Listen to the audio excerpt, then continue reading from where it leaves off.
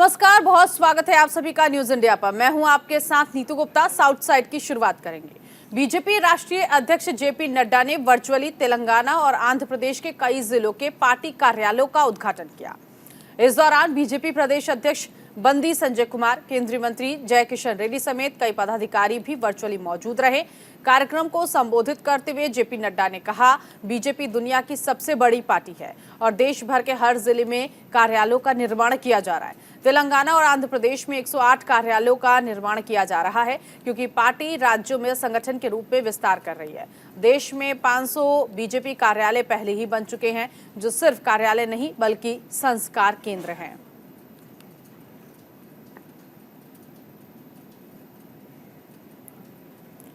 तो बीजेपी जिला कार्यालयों का उद्घाटन हुआ है। ऐसे में जेपी नड्डा ने वर्चुअली उद्घाटन किया और बीजेपी नेताओं का कहना है कि जो ये कार्यालय है, ये सिर्फ बीजेपी के कार्यालय नहीं है, ये एक संस्कार केंद्र है जहां पर बीजेपी के नेताओं, कार्यकर्ताओं, मंत्रियों को उचित संस्कार सिखाया जाता है। तो कुल मिलाकर बीजेपी जिला कार्यालयों का उद्घाटन करते हुए बीजेपी नेताओं को कई मंत्र भी मिले हैं और जेपी नड्डा ने भी वर्चुअली इन कार्यालयों का उद्घाटन किया।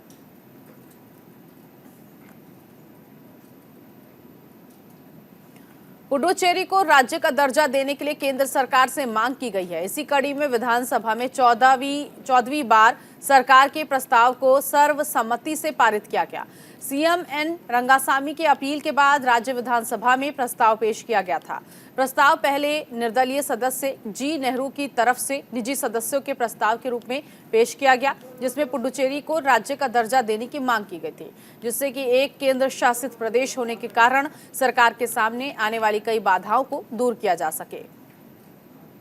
तो विधानसभा में सर्वसम्मति से ये प्रस्ताव पारित हुआ है। केंद्र सरकार से सीएम रंगासामी ने अपील की और पुडुचेरी को राज्य का दर्जा देने की मांग की है।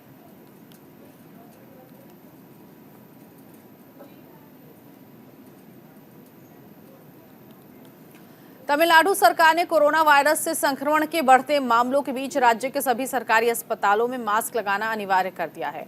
राज्य के स्वास्थ्य मंत्री सुब्रमण्यम ने कहा, डॉक्टर, नर्स, चिकित्सा कर्मी, मरीज और तीमारदारों के लिए मास्क अनिवार्य किया जा रहा है। इसके साथ ही उन्होंने कहा, स्वास्थ्य विभाग सुनिश्चित करे कि करीब 11,300 स्वास्थ्य केंद्रों और अस्पतालों को आदेश का पूरी तरह से पालन हो, क्योंकि संक्रमण की शुरुआत अस्पतालों से ही होती है। इसीलिए एहतियात के तौर पर 1 अप्रैल से मास्क लगाने को अनिवार्य किया गया। आपको बता दें, मौजूदा समय में ओमिक्रॉन के सब वेरिएंट XBB और BA.2 ने न केवल तमिलनाडु बल्कि भारत और दुनिया के अन्य देशों में भी लोगों को संक्रमित करना शुरू कर दिया है। तो कोरोना के केसेस बढ़ने लगे हैं। अगर भारत की बात करें तो एक दिन में 3,000 से ज़्यादा केस दर्ज किए जा रहे हैं। ऐसे में तमाम राज्य सरकार अपने अपने स्तर पर काम कर रही हैं और मास्क लगाना अनिवार्य कर दिया गया है।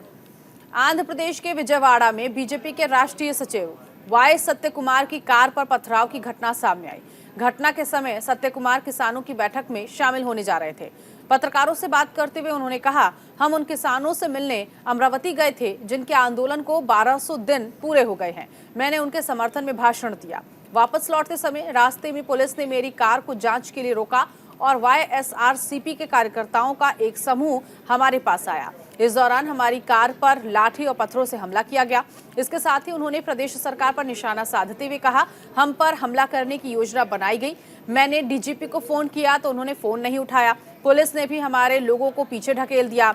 YSRCP नेताओं की कठपुतली के रूप में काम करने वाली पुलिस इस घटना के लिए जिम्मेदार है। इस मामले पर सीएम जगनमोहन रेड्डी को जवाब देना चाहिए।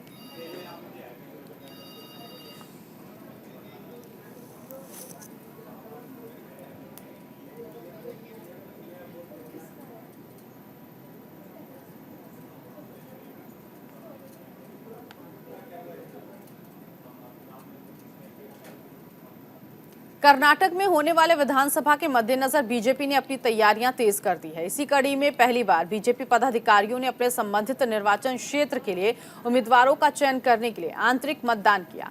बीजेपी के प्रदेश महासचिव अश्वत्थ नारायण ने कहा, वोटिंग के बाद बैलेट जब्त कर लिए गए हैं और पार्टी की तरफ से इसकी मतगणना होगी। जो उम्मीदवार सबसे ज्यादा लोगों की पसंद होगा उसका नाम पार्टी आलाकमान को भेजा जाएगा। इसके साथ ही आने वाले चुनाव के लिए उम्मीदवारों के नामों को अंतिम रूप देने के लिए 1 से 3 नामों पर विचार किया जाएगा।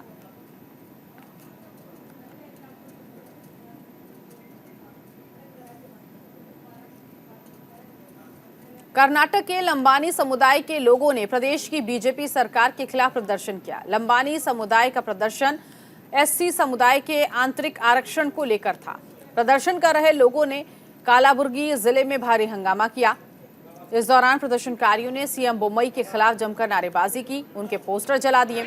आपको बता दें, सीएम बोम्मई ने 24 मार्च को एक कैबिनेट बैठक के बाद लगभग 101 जातियों के लिए 17% अनुसूचित जाति कोटे में आंतरिक आरक्षण की घोषणा की थी, जिसके बाद सरकार के फैसले का कई समुदाय के लोगों ने विरोध करना शुरू कर दिया था।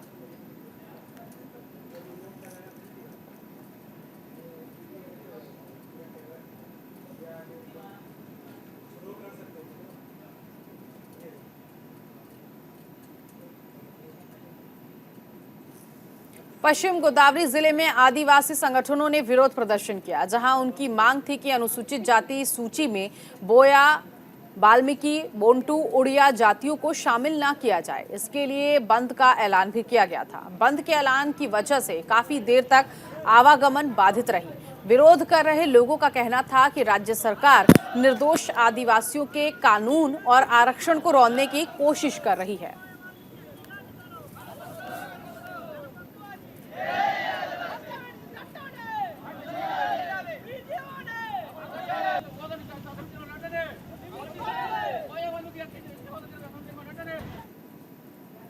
रामनवमी के दिन हैदराबाद के ऐतिहासिक चार मीनार इलाके में दो समुदायों के बीच झड़प की घटना हुई, जिसका एक नया वीडियो सामने आया। हालांकि इस दौरान किसी हिंसा की खबर नहीं है। इस संबंध में किसी तरह की कोई शिकायत नहीं की है, लेकिन मामले की गंभीरता को देखते हुए पुलिस ने स्वतः संज्ञान लेते हुए केस दर्ज किया और घटना की जांच की। पुलिस का कहना है घटना रामनवमी के दिन की है। इलाके में एक समुदाय के कुछ सदस्य दूसरे समुदाय के पास पहुंचकर धार्मिक नारे लगाने लगे। सभी बाइक पर आए हुए थे। इसका लोगों ने विरोध किया। इसी बात को लेकर दो समुदायों के बीच झड़प हो गई।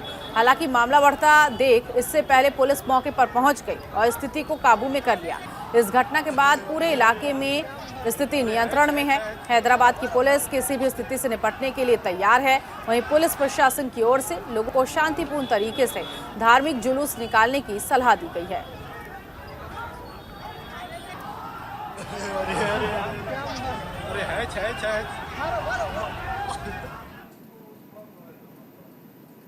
आयकर विभाग ने 31 मार्च को वित्तीय अनियमितता के बाद कांग्रेस नेता वीएस साधुनवार के एक बैंक पर छापा मारा, जहां आईटी के अधिकारियों ने बेलगावी में कोऑपरेटिव सोसाइटी बैंक में छानबीन की। इस दौरान आईटी विभाग ने करीब 262 बैंक लॉकरों की जांच की। इस जांच में कई दस्तावेज समेत भारी मात्रा में नकदी बरामद हुई है।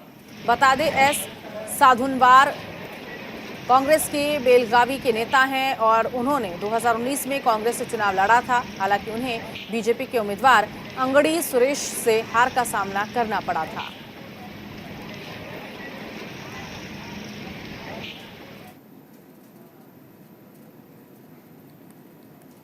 हैदराबाद के फार्मा कंपनियों पर ईडी ने छापेमारी की। दरअसल हैदराबाद सिटी की एक फार्मा कंपनी और मालिक के घर पर छापेमारी की गई। इसके साथ ही ईडी की 15 टीमों ने जुबली हिल्स, माधापुर, अन्य जगहों पर छापेमारी की है। आपको बता दें, ईडी ने धन शोधन रोकथाम अधिनियम पीएमएलए 2002 के तहत बैंक लोन धोखाधड़ी से जुड़े मामलों में ये कार्रवाई की है।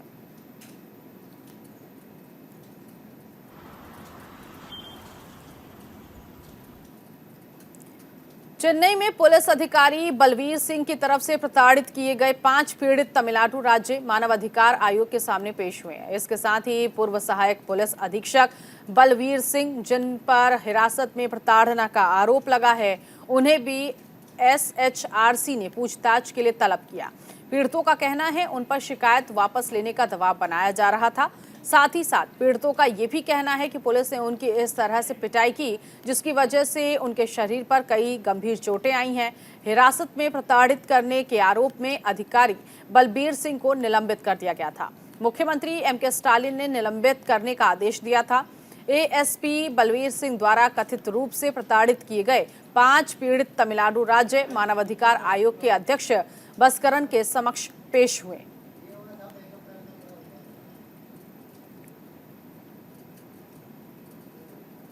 कर्नाटक के मंगलुरु में एक चौंकाने वाली घटना सामने आई, जहां एक होटल में एक ही परिवार के 4 लोगों की हत्या का केस सामने आया है, जिसमें 2 बच्चे भी शामिल हैं। होटल के जिस कमरे में परिवार के लोगों का शव मिला, वहां से एक सुसाइड नोट भी मिला है।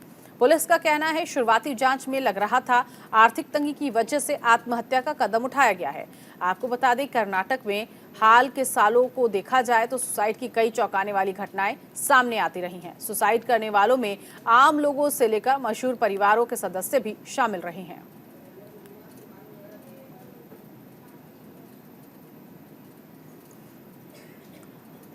तो पुलिस को एक होटल से एक परिवार मिला जिसमें 2 बच्चे जिन्होंने आत्महत्या की थी और उनके पास से एक सुसाइड नोट भी बरामद हुआ है। फिलहाल पुलिस अभी शुरुआती तौर पर कह रही है कि हो सकता है कि आर्थिक तंगी की वजह से पूरे परिवार ने एक कदम उठाया है, लेकिन अब आगे की भी जांच की जा रही है। सीसीटीवी फुटेज भी खंगाले जा रहे हैं।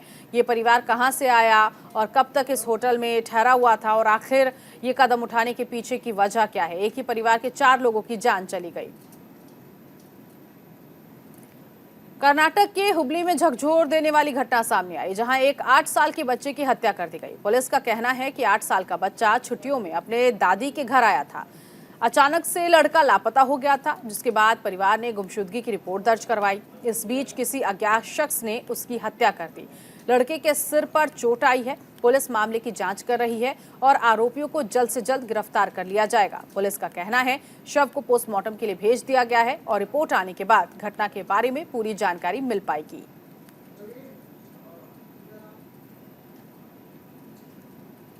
ये 8 साल का लड़का है, नदीम करके। ये लड़का उनकल में रहता, उनकी बेटी का लड़का है। वो लास्ट स्कूल छुट्टी करके मंडे उनके नानी उन्होंने इधर बुला लेके आया सर। छुट्टी है, ज़्यादा से ज़्यादा नानी के पास ही रहता है। मंडे लेके आए। कल इवनिंग से मिसिंग हुआ कर बोल के मालूम पड़ा कि बंडीगेरी पुलिस स्टेशन में किडनैपिंग केस का डाले उन्होंने। केस डालने के बाद कल से सर्चिंग चला था।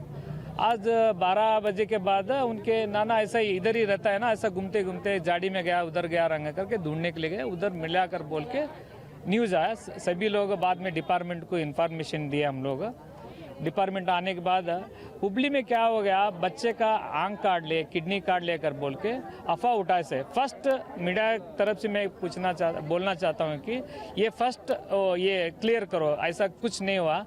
बच्चे को मुंह को मारे हो, मुंह को मार के लेकर के सटे से। मैं मीडिया के तरफ से मैं पूछना, डिपार्टमेंट को आप दबाव डाल के जो ये काम किया ना उसको खड़ी से खड़ी सजा देना कर बोल के मेरे तरफ से। केरल के कोझिकोड शहर में भीषण हादसा हो गया। दरअसल कोझिकोड के एक कपड़े की दुकान में आग लग गई। आग लगने से क्षेत्र में अफरा तफरी मच गई। इसके साथ ही इस भीषण आग से शोरूम के बाहर खड़ी कई कारें जो हैं जलकर खाक हो गई। कपड़ों का एक बड़ा भंडार भी आग में जलकर खाक हो गया। बताया जा रहा है कि आग इमारत की सबसे ऊपरी मंजिल पर लगी थी। आपको बता दें, कपड़े के दुकान से धुआं निकलने के बाद जैसे ही लोगों ने देखा तो उन्होंने पुलिस और दमकल विभाग को सूचना दी। सूचना मिलते ही टीम घटनास्थल पर पहुंची और आग को बुझाने में जुट गई। फिलहाल आग लगने के पीछे की वजह शॉर्ट सर्किट बताई जा रही है।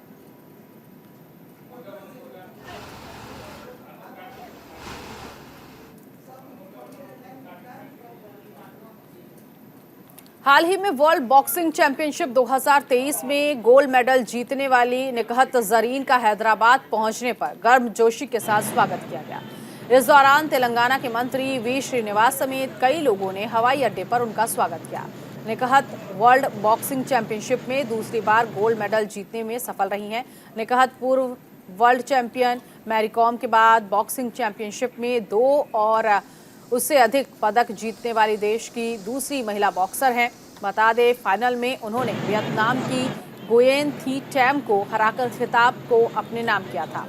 अपनी सफलता पर निकहत जरीन ने कहा वो काफ़ी खुश हैं। देश के लिए दूसरी बार विमेंस वर्ल्ड चैंपियनशिप में गोल्ड मेडल जीतना मेरे लिए नया अनुभव था। मैं एशियन गेम्स के लिए सिलेक्ट हो गई हूँ, अब मैं उसकी भी तैयारी करूँगी। इसके साथ ही उन्होंने कहा, फाइनल मुकाबले में उनका रास्ता आसान नहीं रहा। उन्हें अपने प्रतिद्वंदी को हराने के लिए कड़ी मेहनत करनी पड़ी।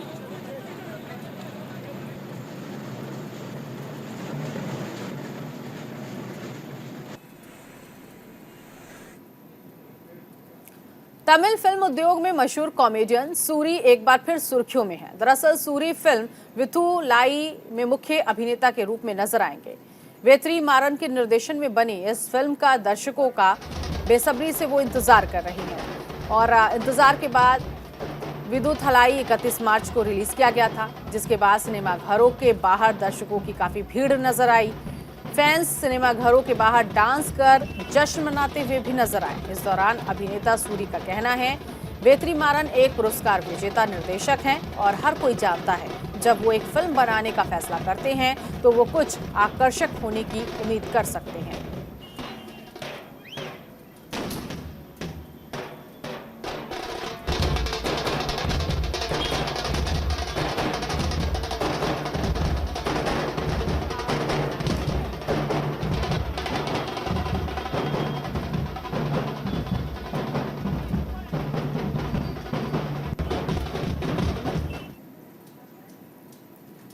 राजस्थान के लोक कलाकार दीपक रामेश्वरम में लोक कलाओं में जागरूकता को बढ़ावा दिया जा रहा है। दरअसल दीपक राजस्थान से पैदल चलकर रामेश्वरम पहुंचे। इनका उद्देश्य लोक कलाओं और कलाकारों को बढ़ावा देना है। इस लोक कलाकार का कहना है कि हमारे देश में प्राचीन काल से लेकर आज तक लोक कलाकार ही लोक कलाओं को लोगों तक आसानी से पहुंचाते हैं। इस युग में जहां लोक कलाओं का पतन हो रहा है, वहां इस तरह का प्रयास लोक कलाओं को लोगों में जागरूकता पैदा करेगी।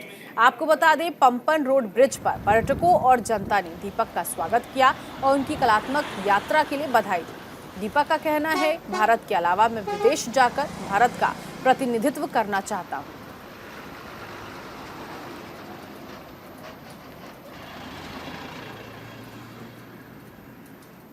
कन्याकुमारी से दिल्ली पैदल यात्रा कर रहा हूँ। ये पैदल यात्रा मैं इंडिया के लिए कर रहा हूँ, इंडिया के सभी कलाकारों के लिए कर रहा हूँ। ये कलाकार की कोई सम्मान नहीं करता है, कलाकार की कोई रेस्पेक्ट नहीं करता है।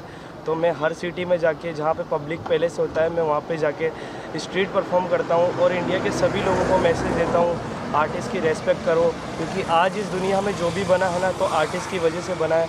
तो आर्टिस्ट को सपोर्ट करो। आप लोग भी ये मैसेज सभी इंडिया के सभी लोगों को पहुँचाओ और आर्टिस्ट को रेस्पेक्ट करो। केरल के पलक्कड़ जिले की विशेष अदालत मधुर मॉब लिंचिंग मामले में 4 अप्रैल को फैसला सुनाएगी। मनारकड़ अनुसूचित जाति और अनुसूचित जनजाति अदालत ने मामले पर विचार करते हुए फैसले की तारीख का ऐलान किया है। मामले में 16 आरोपी हैं। इसके साथ ही इस मामले में 129 गवाह थे। बता दें, केरल के समाज की अंतरात्मा को झकझोर देने वाली घटना 22 फरवरी 2018 की है, जहां मानसिक रूप से बीमार मधु को भीड़ ने पीट कर मार दिया। हमलावरों ने मधु पर दुकानों से चावल और करी पाउडर चोरी करने का आरोप लगाया था। इस दौरान एक शख्स ने मॉब लिंचिंग की इस घटना का वीडियो बना लिया। उसी शख्स ने गंभीर रूप से घायल मधु को पुलिस के हवाले कर दिया था, लेकिन अस्पताल ले जाते समय उसकी मौत हो गई। आगे चलकर इस मामले की सुनवाई पलक्कड़ के मनारकड़ की एक विशेष अदालत में शुरू हुई, जिस पर 4 अप्रैल को फैसला आना है। आपको बता दें, पिछले 4 सालों से अपने बेटे को न्याय दिलाने के लिए मधु की मां अदालतों के बीच चक्कर लगा रही थी, जिससे उनके बेटे की हत्या की सुनवाई प्रभावी तरीके से हो सके।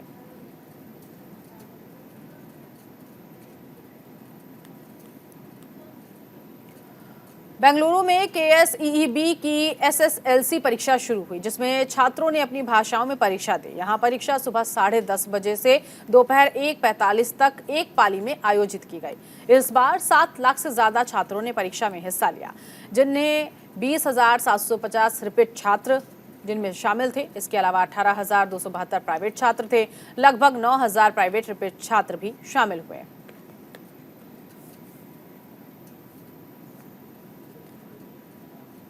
और इसी के साथ इस बुलेटिन में अभी के लिए बस इतना ही। नमस्कार।